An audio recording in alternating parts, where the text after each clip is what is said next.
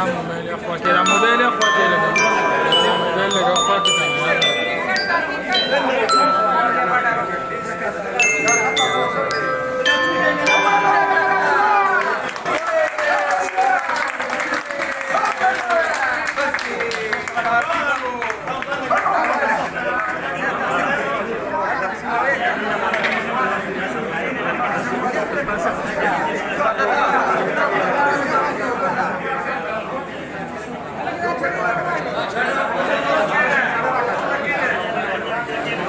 من الشیطان الرجیم بسم الله الرحمن الرحیم. ګرانو ملګرو، نن منګه وطنپور شیرپو کې موجود یو. زمونږ د خوږ مشر جناب ملي رهبر جناب آفتاب احمد خان شیرپو د زیږیدلو ورځ ده نن، او منګه راغلی یو د هغې خوشحالي مانځو دلته، او د الله نه دا سوال کوو چې زمونږ مشر له د الله ډېر زیات ژوند ورکړي، او سره د خوشحالو، سره د صحت، او سره د عزت. الرحمن الرحیم.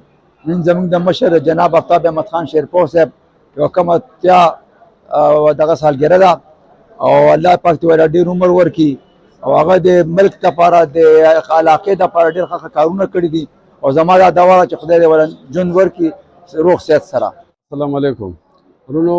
موږ خو نن د خوشحالۍ په موقع باندې وطنپور کې راوځای شوي یو. د مشر خان نن د سالګرې ورځ ده، او لاس په دعایو چې هغه له خدای پاک ډېر عمر سره د روغ صحت ورکړي. والسلام. السلام علیکم. اعوذ بالله من الشیطان الرجیم. بسم الله الرحمن الرحیم.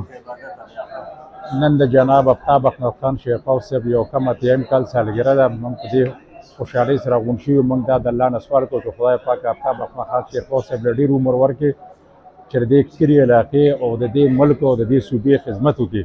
نو موږ دا ټول په دې راغونډ شوي د دعا کوو چې خدای پاک آفتاب احمد خان شیرپو صاحب له ډېر عمر ورکړي، چې د دې قوم د دې پښتنو خدمت وکړي. او موږ یې پښتنو ته یو دغه دا ورکوو، میسج ورکوو چې پښتون د 15 ټکو نه جوړ ده: پت، ښېګړه، توره، وفا، ننګ. نو زه وایم چې پښتنو راغونډ شئ او دې آفتاب احمد خان شیرپو صاحب مټې مضبوطې کړئ. نو چې موږ د مټې مضبوط کړو انشاءالله موږ د پښتانه به ټول چې کوم دی نو د آفتاب احمد خان شیرپو مټې جوړې شو، او انشاءالله چې دا خپل علاقه د خپل ضلع چارسده کې دا به د آفتاب احمد خان شیرپو صاحب روښانه کړي. والسلام. اعوذ بالله من الشیطان الرجیم. بسم الله الرحمن الرحیم. زما د قومي وطن پارټۍ ټولو ملګرو السلام علیکم. د سلام نه پس نن چې موږ راغونډ شوي په کومه دستوره کې، نو دا زموږ د مشر خان آفتاب احمد خان شیرپو سالګرې ورځ ده، او د دې خوشحالۍ دپاره موږ ټول راغونډ شوي وو، او موږ مشر خان ته مبارکي وي، او د دې نه علاوه خدای پاک ته سوال کوو چې خدای دې له طویل عمر ورکړي، د حیا، عزت او د روغ صورت. اعوذ بالله من الشیطان الرجیم. بسم الله الرحمن الرحیم. زموږ د قومي وطن پارټۍ ملګرو السلام علیکم. نن د ملي رهبر جناب آفتاب احمد خان شیرپو صاحب برډے دا یوم پیدایش دی، په دې باندې موږ هغوی له مبارکي ورکوو، او موږ دا دعا ګومیو چې خدای پاک هغه له ډېر عمر ورکړي، او څنګه چې مخکې هغه د دې قوم خدمت کړی، د دې پښتون قوم، او دغه شان د خدمت دا سلسله جاری او ساری وساتي. ډېره مهرباني. بسم الله الرحمن الرحیم. نن زموږ د ملي رهبر جناب آفتاب احمد خان شیرپو 79 کلیزه وه. ټول لوکل زموږ چې کوم مشران دي د پارټۍ هغې راغونډ شوي.